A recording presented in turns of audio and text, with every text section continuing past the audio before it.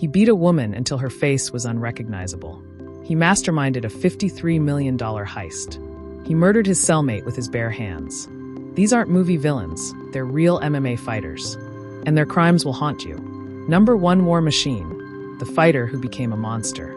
He called himself War Machine, a name meant to strike fear in the octagon. But on August 8, 2014, that name would become synonymous with one of the most horrific crimes in MMA history. Jonathan Koppenhaver wasn't just a fighter anymore, he was a predator. And what he did that night would shock the world. War Machine fought in the UFC and Bellator, known for his aggressive style and wild personality. He had the tattoos, the attitude, the fan base. But behind closed doors, he was losing control. His relationship with adult film star Christy Mack was toxic, violent, obsessive. When they broke up, he couldn't let go. And that obsession turned deadly. Late that night, War Machine broke into Christy's Las Vegas home. She was asleep with a friend. What happened next was pure brutality.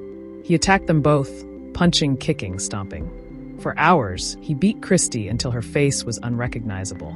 18 bones broken, teeth knocked out, liver ruptured. She thought she was going to die. Her friend barely escaped. War Machine fled, but the damage was done. The photos Christy posted online went viral. The world saw the monster he had become. Police launched a manhunt. Days later, they found him hiding in a California hotel, ready to end his own life. But justice had other plans. In 2017, War Machine was convicted on 29 felony counts: attempted murder, kidnapping, sexual assault. The judge sentenced him to life in prison with the possibility of parole after 36 years. He'll be an old man if he ever sees freedom again. His fighting career? Over. His legacy? Destroyed. War Machine wanted to be remembered as a warrior. Instead, he'll be remembered as a coward who nearly killed the woman he claimed to love. Number 2, Lee Murray, the heist master who stole millions. He was one of the most dangerous street fighters in the world. A man who once knocked out Tito Ortiz in a street brawl. Lee Murray had hands that could break bones and a mind that could break into vaults. But his biggest fight wasn't in the octagon, it was against the law. And what he pulled off would become one of the largest cash robberies in British history. Lee Murray grew up in South London, fighting in the streets before stepping into the cage. He competed in the UFC, went toe-to-toe with legends, and earned respect as a legitimate badass. But fighting didn't pay enough. Murray wanted more. He wanted millions. And in February 2006, he made his move. The target? The Securitas Depot in Kent, England. Murray and his crew didn't just rob the place. They orchestrated a military-style operation. They kidnapped the manager and his family, held them at gunpoint, and forced him to open the vault. Inside, £53 million in cash. They loaded it into trucks and vanished into the night. It was clean, calculated, and absolutely ruthless. But the heat came fast. British police launched a massive investigation. Murray fled to Morocco, his father's homeland, where extradition laws protected him. One by one, his crew got caught. The evidence piled up. And in 2010, Moroccan authorities arrested him.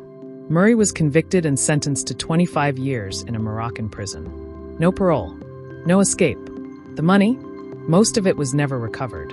Today, Lee Murray sits in a cell, rotting away while the millions he stole remain a mystery. He was a fighter who became a criminal mastermind. But in the end, even the best heist couldn't save him from a life behind bars. Number 3, Joe Sun, from Hollywood to Hell. You might recognize his face. The random henchman in Austin Powers who got punched in the groin by Mike Myers. Joe Sun was an actor, an MMA pioneer, a man who fought in the early days of the UFC. But behind that smile was a monster. And what police would uncover about him decades later would prove that some evil never dies. It just hides. Joe Sun fought in UFC 4 back in 1994, one of the original cage fighters when the sport had no rules. He wasn't great, but he was there at the beginning. After MMA, he moved to Hollywood, landing small roles in action films. To the world, he seemed like a success story. But in 1990, years before his fame, Joe Sun committed a crime so vile it would haunt him forever. On Christmas Eve, a young woman was kidnapped in Orange County, California. She was dragged into a house, tied up, and brutally gang-raped for hours by multiple men. She survived, but her attackers disappeared. The case went cold. For nearly 2 decades, Joe Sun walked free, thinking he'd gotten away with it. He was wrong. In 2008, DNA technology caught up with him. A match linked Joe's son to the rape. Police arrested him, and the nightmare resurfaced. But it gets worse. While awaiting trial in 2011, Son got into a fight with his cellmate and beat him to death with his bare hands. The man who once entertained millions had now murdered someone in cold blood. Joe's son was convicted of torture and murder. In 2011, he was sentenced to life in prison without the possibility of parole. No redemption, no second chances.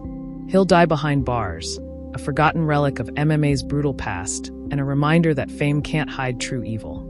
Number 4, Hermes França, the predator in the gym. He was a Brazilian jiu-jitsu black belt, a UFC veteran who fought some of the best in the world. Hermes França had the skills, the respect, the legacy. But while he was teaching students in his gym, he was also preying on the most vulnerable. And when the truth came out, the MMA world was left in shock and disgust.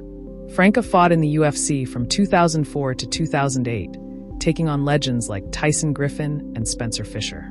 He was known for his slick ground game and tough mentality. After retiring, he opened his own gym in Minnesota, training the next generation of fighters. Parents trusted him. Kids looked up to him. But behind closed doors, Hermes França was a predator.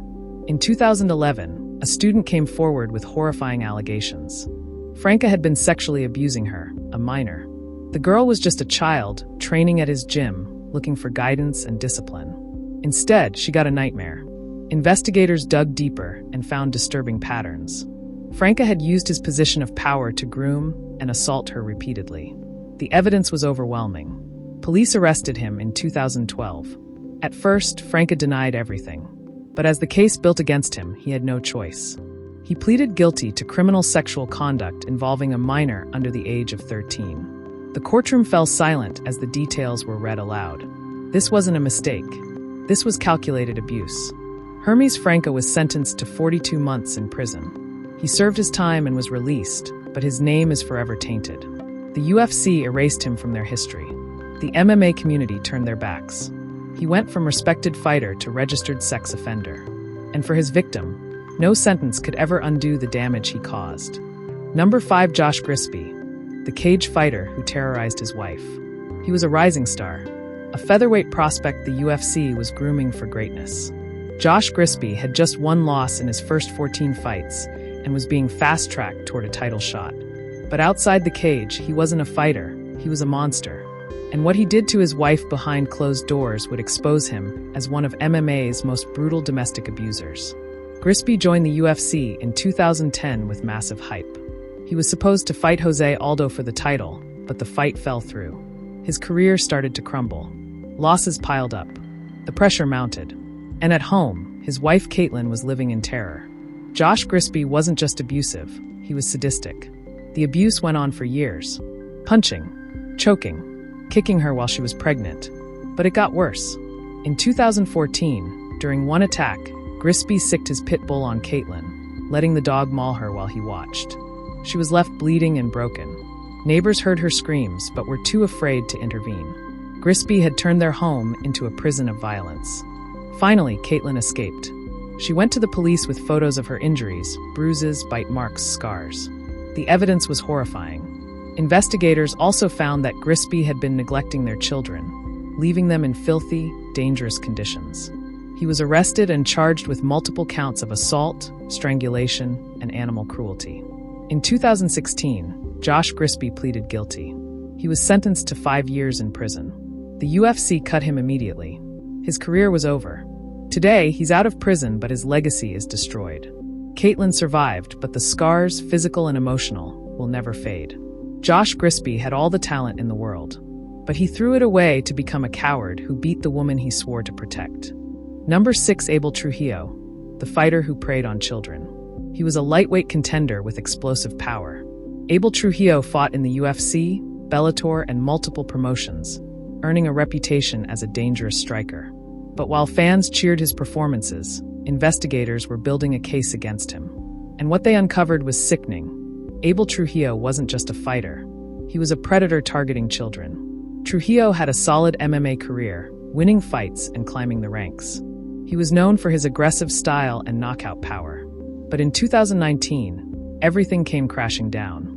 Police in Colorado received reports of disturbing online activity linked to Trujillo. They launched an investigation, and what they found was beyond disturbing. Trujillo had been communicating with minors online. Explicit messages, sexual content. He was grooming children, sending them inappropriate material, and soliciting images in return. Investigators discovered that he'd been sharing child sexual abuse material and engaging in explicit conversations with underage victims. This wasn't a one-time mistake.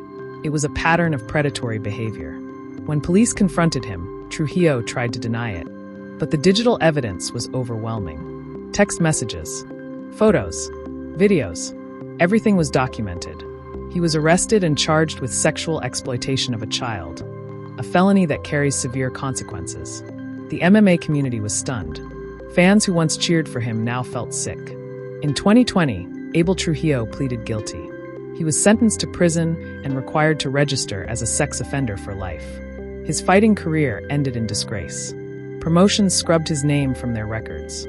Trujillo had the talent to be a star, but instead, he chose to harm the most innocent and vulnerable. Now he's just another predator behind bars, and his victims will carry those scars forever. Number 7, Thiago Silva, the fighter who held his wife hostage. He was a top light heavyweight contender. Thiago Silva had fought for the UFC title, gone toe-to-toe with legends, and earned respect as one of the most dangerous men in the division. But on February 6, 2014, Silva would cross a line that ended his career forever. Armed, paranoid, and filled with rage, he didn't just threaten his wife. He held her hostage at gunpoint. And what happened next would shock the MMA world. Silva's career was already spiraling. Failed drug tests, personal problems, a crumbling marriage. His wife Thesa had left him, and Silva couldn't handle it. He became obsessed, stalking her, sending threatening messages. She tried to escape, but Silva wouldn't let go. And on that February night, he snapped. Silva showed up at a Brazilian jiu-jitsu gym in Florida, where Thesa was training. He had a gun. He forced his way inside, waving the weapon and demanding to see her. Students and instructors froze in terror. Silva grabbed Thesa, dragged her outside, and shoved her into his truck. For hours, he held her captive, threatening to kill her and himself. She begged for her life while Silva drove erratically, waving the gun, screaming that if he couldn't have her, no one would. Thesa managed to call 911. Police launched a manhunt. They tracked Silva to his home, where a tense standoff began. SWAT teams surrounded the property. Negotiators tried to talk him down. Finally, after hours of tension, Silva surrendered. Officers found the loaded firearm and arrested him on the spot. Silva was charged with attempted murder, kidnapping, and aggravated assault with a deadly weapon. The UFC fired him immediately. In 2017, after a long legal battle, he pleaded no contest and was sentenced to probation. But the damage was done. His career was over. His reputation destroyed. Thiago Silva went from championship contender to convicted criminal, a man whose rage cost him everything. Number 8, Jason Mayhem Miller, the fall of a fan favorite. He was charismatic, entertaining, a fan favorite who hosted his own MTV show and fought in the UFC and Strikeforce. Jason Mayhem Miller seemed to have it all: fame, talent, and a personality that lit up every room. But behind the cameras, Miller was unraveling. And over the next few years, his life would spiral into a nightmare of violence, arrests, and complete mental collapse. Miller's career peaked in the late 2000s. He was coaching on The Ultimate Fighter, headlining major fights, and becoming a household name. But something was off. Erratic behavior, mood swings, paranoia. By 2011, his life started falling apart, and the arrests began. First, it was domestic violence. Miller was accused of attacking his girlfriend in 2011. Then it happened again in 2012, and again in 2013. Each time, the charges were serious: battery, assault, threats. But Miller kept getting released, and the cycle continued. In 2014, things escalated. Police responded to a disturbance at Miller's home and found him barricaded inside, destroying property and acting violently. When officers tried to arrest him, Miller fought back, punching and resisting. It took multiple officers to restrain him, but it didn't stop. In 2015, Miller broke into a church. Yes, a church, vandalizing it and causing thousands in damage. He was arrested again. In 2016, more domestic violence charges. More assaults. By this point, Miller wasn't just troubled, he was dangerous. Friends and family watched helplessly as he self-destructed. In 2017, Jason Miller was convicted of multiple felonies, including domestic violence and assaulting a police officer. He was sentenced to prison. When he was released, the arrests continued. As of recent years, Miller has been in and out of jail, his mental state deteriorating further. The charismatic fighter who once made people laugh is now a cautionary tale of untreated mental illness and uncontrolled violence. Mayhem Miller lived up to his nickname, but in the worst possible way. Number 9, Luis Peña, the violent bully behind closed doors. He called himself Violent Bob Ross, a light-hearted nickname for a fighter with curly hair and a smile. Luis Peña seemed likable, humble, a rising prospect in the UFC's lightweight division. Fans loved his personality, but behind that friendly facade was a violent abuser. And when the truth came out, the world realized that Luis Peña's violence wasn't just reserved for the octagon. It was unleashed on the women in his life. Peña joined the UFC in 2018 through Dana White's Contender Series. He won fights, gained followers, and built a promising career. But at home, his girlfriend was living in fear. The abuse started small, verbal attacks, controlling behavior. Then it escalated. Shoving, hitting, choking. Peña used his MMA skills not to compete, but to terrorize. In June 2021, police were called to a disturbance in Florida. Peña's girlfriend had escaped and reported him. She told officers horrifying details. Peña had beaten her, strangled her, and held her against her will. She feared for her life. When police confronted Peña, he was arrested and charged with battery and kidnapping. But this wasn't his first offense. Investigators discovered Peña had been arrested before for domestic violence in 2019. That case was dismissed, and he was allowed to continue fighting. Now, with a second victim coming forward, the pattern was undeniable. Luis Peña was a serial abuser who used his fighting skills to hurt innocent women. In 2022, Peña pleaded no contest to battery charges. He was sentenced to probation and ordered to undergo counseling. The UFC immediately cut him from the roster. His career was over at just 28 years old. Sponsors dropped him. Fans turned on him. The man who called himself Violent Bob Ross wasn't charming anymore. He was just violent. And his victims will carry the trauma of his abuse long after his name is forgotten. Number 10, Anthony "Rumble" Johnson, the knockout artist with a dark secret.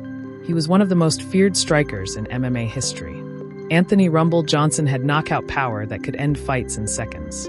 A two-time UFC title challenger, a fan favorite, and a physical specimen who seemed unstoppable. But outside the cage, Rumble had a problem he couldn't knock out. A pattern of violence against women that would haunt his entire career. Johnson's power was legendary. He knocked out some of the best fighters in the world, earning title shots and millions of fans. But behind the scenes, multiple women were coming forward with terrifying stories. And the evidence was piling up. The first incident came in 2009. Johnson was accused of domestic violence against an ex-girlfriend. Then in 2010, another case. A different woman. More allegations of physical abuse. But Johnson kept fighting, and the UFC kept booking him. In 2012, things got worse. Yoga instructor Lauren Patnisky filed a restraining order against Johnson, claiming he had violently attacked her, choking, hitting, and threatening her life. She provided photos of bruises and injuries. Johnson denied it, but the court issued the restraining order. Despite the mounting accusations, Johnson's career continued. He retired in 2017, came back, and was planning another UFC run. But in 2021, more allegations surfaced. A woman claimed Johnson had physically assaulted her during an argument. This time, the MMA community couldn't ignore it. The pattern was too clear. Too many victims. Too many incidents. Johnson was never convicted in most cases. Charges were often dropped or settled, but the accusations never stopped. In 2022, tragedy struck. Anthony Johnson died suddenly from organ failure at just 38 years old. His death shocked the MMA world, and tributes poured in. But for his alleged victims, there was no justice. No accountability. Rumble Johnson died a legend to many, but to the women who claimed he abused them, he was something far darker. A man whose power wasn't just in his fists, but in getting away with violence for years. Number 11, Travis Browne, the heavyweight accused of horror. He was a heavyweight contender with devastating knockout power. Travis Browne fought for the UFC title, finished legends, and seemed destined for championship gold. He was big, athletic, and dangerous. But in 2015, photos surfaced that would forever tarnish his reputation. Bruises, cuts, injuries covering a woman's body. And the accused? Travis Browne himself. Browne was married to fitness model Jenna Renee Webb. To the public, they seemed like the perfect couple. But according to Webb, behind closed doors, Browne was a violent abuser. In July 2015, she posted graphic photos on social media showing severe bruising on her body, ribs, arms, neck. She claimed Browne had beaten her multiple times, and these injuries were proof. The accusations were explosive. Webb described being choked, punched, and thrown around. She said Browne's violence left her terrified and trapped. The photos went viral, and the MMA world erupted. Fans demanded answers. The UFC launched an investigation. Browne denied everything, claiming the injuries were from other sources and that Webb was lying. His manager and coaches backed him up. But then more allegations emerged. Another ex-girlfriend came forward, claiming Browne had been physically abusive during their relationship too. The pattern was forming. 2 women. Similar stories. But there was a problem. No criminal charges were ever filed. Webb never went to the police. The UFC's internal investigation found inconclusive evidence. And just like that, Browne was cleared. He continued fighting. He started dating and later married UFC champion Ronda Rousey, who publicly defended him. The accusations faded from headlines. But for many fans, the doubt remained. Did Travis Browne get away with abuse because he was a star? Were the photos real evidence or a misunderstanding? To this day, no one knows the full truth. Browne retired in 2018, his legacy forever shadowed by those disturbing images and the women who said he hurt them. Number 12 Jonathan War Master Ivey, the armed robber in fighter's clothing. He fought in Bellator and multiple regional promotions. Jonathan Ivey, known as War Master, had the skills and the ambition to make it big in MMA. But fighting wasn't paying the bills fast enough. So Ivey decided to take a shortcut, a violent, illegal shortcut that would land him behind bars and destroy his career before it ever took off. Ivey was grinding through the regional circuit, racking up wins and trying to break into the big leagues. But money was tight, training was expensive, and patience was running out. So in 2012, Ivey made a decision that would change his life forever. He decided to rob someone at gunpoint. The crime was brutal and stupid. Ivey and an accomplice targeted a victim in South Carolina, pulling a gun and demanding cash. It wasn't a sophisticated heist. It was a desperate, violent mugging. The victim handed over money, terrified for their life. Ivey and his partner fled, thinking they'd gotten away clean. They were wrong. Police identified Ivey quickly. Security footage, witness descriptions, and evidence linked him directly to the armed robbery. When officers arrested him, they found the weapon. Ivey tried to claim innocence, but the evidence was overwhelming. He was charged with armed robbery and possession of a weapon during a violent crime, serious felonies that carry heavy sentences. In 2013, Jonathan Ivey was convicted and sentenced to 15 years in federal prison. No parole, no early release. His MMA career was over before it ever really started. Bellator erased him from their roster. Promotions blacklisted him. Fans forgot his name. Ivey had the talent to be somebody in MMA, but instead, he chose to be a thug with a gun. Now he's just another inmate, wasting away behind bars, wondering what could have been if he'd stayed on the right path.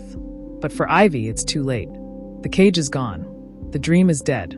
Number 13 Charles Crazy Horse Bennett, the wild man who couldn't stop fighting. He was a legend in street fights and underground brawls. Charles Crazy Horse Bennett earned his nickname the hard way, by being absolutely insane inside and outside the cage. He fought in Pride, UFC, and countless promotions around the world. But Bennett's real fights weren't sanctioned. They were in parking lots, bars, and back alleys. And his criminal record? Longer than his fight record. Bennett was explosive, unpredictable, and talented. He knocked out top fighters and became a cult hero for his wild antics. But he couldn't stay out of trouble. His first arrest came early, assault charges in the early 2000s. Then another, and another. By 2010, Bennett had been arrested over a dozen times for battery, assault, and domestic violence. In 2013, things escalated. Bennett was involved in a street brawl in Florida that left a man seriously injured. Witnesses said Bennett attacked viciously, beating the victim unconscious. Police arrested him for aggravated battery, a felony. But even behind bars, Bennett didn't learn. When he got out, the violence continued. In 2016, more assault charges. In 2018, he was arrested again for domestic violence after allegedly attacking his girlfriend. The pattern was undeniable. Charles Bennett was addicted to violence. He couldn't turn it off. Every arrest led to probation. Every probation led to another arrest. Friends and training partners tried to help, but Bennett was beyond reach. In 2020, Bennett was convicted on multiple battery charges and sentenced to jail time. He served his sentence, was released, and almost immediately got arrested again in 2021 for another assault. As of now, Bennett continues to bounce in and out of jail, his career in ruins and his life a mess. He was nicknamed Krazy Horse for his wild fighting style. But the real craziness was his inability to stop hurting people. Charles Bennett had all the talent in the world, but he threw it away. One punch, one arrest, one wasted opportunity at a time. Number 14, Dalton Smith, the fighter turned killer. He wasn't a UFC star or a household name. Dalton Smith fought on the regional circuit, grinding through small shows and trying to build a career. But in 2012, Smith's journey took a dark and deadly turn. What started as an argument ended in murder. And the cage fighter who trained to compete would instead use his skills to take a life. Smith was a middleweight with decent grappling skills, competing in local promotions across the United States. He was known in the gym but unknown to mainstream fans. Life outside fighting was difficult, money problems, relationship issues, mounting stress. And on one violent night, everything exploded. The victim was a man Smith knew. Reports say they had been arguing over money and personal disputes. The confrontation turned physical, and Smith, trained in combat, didn't hold back. He attacked brutally, punches, kicks, and ground strikes. The victim tried to fight back, but Smith's MMA training gave him a lethal advantage. When it was over, the man was dead. Smith fled the scene, leaving behind a body and a shattered future. Police launched a manhunt. Witnesses came forward. Evidence linked Smith directly to the killing. Within days, officers tracked him down and arrested him. Smith tried to claim self-defense, saying the victim attacked first. But investigators found the force used was excessive and premeditated. This wasn't self-defense, it was murder. In 2014, Dalton Smith was convicted of manslaughter and sentenced to 20 years in prison. The judge noted that Smith's MMA training made him a deadly weapon, and he'd used that training to kill. Promotions erased his record. Training partners distanced themselves. Smith's fighting career ended in a prison cell, his hands, once meant for competition, now stained with blood. He had a chance to be a fighter. Instead, he became a convicted killer, serving time for a crime that destroyed 2 lives, his victims and his own. Number 15, Lloyd Irvin Jr., the coach who built an empire on lies. He wasn't just a fighter, he was a kingmaker. Lloyd Irvin Jr. built one of the most successful Brazilian jiu-jitsu academies in America. His students won world championships. His marketing genius made him rich. He was respected, feared, and worshipped in the grappling community. But behind the success was a dark, horrifying secret. And when it came to light, Lloyd Irvin's empire began to crumble. Irvin's team, Lloyd Irvin, or TLI, dominated competition. Champions trained under him. He sold seminars, instructional videos, and built a brand. But in 2012, everything changed. On New Year's Eve, 2 of Irvin's top students were arrested for brutally gang-raping a female teammate after a party. The victim was left traumatized. The details were sickening. And when investigators dug deeper, they found something even worse. Lloyd Irvin himself had a past. In 1989, Irvin had been charged with gang rape. He and multiple men were accused of sexually assaulting a woman. While his co-defendants were convicted, Irvin was acquitted on a technicality. He claimed he couldn't perform sexually during the assault. The case was buried for years. But now, with his students accused of the same crime, people started asking questions. Had Irvin created a toxic culture? Was this a pattern? Students began leaving the academy. Victims came forward with stories of sexual harassment, manipulation, and abuse within TLI. Female students described being preyed upon. Male students talked about a culture that glorified dominance and mistreated women. Major tournaments banned Team Lloyd Irvin competitors. Sponsors pulled out. The empire collapsed. Lloyd Irvin was never criminally charged in the 2012 case. His students were convicted, not him. But the damage was done. His reputation was destroyed. Top black belts publicly cut ties. The grappling world turned its back.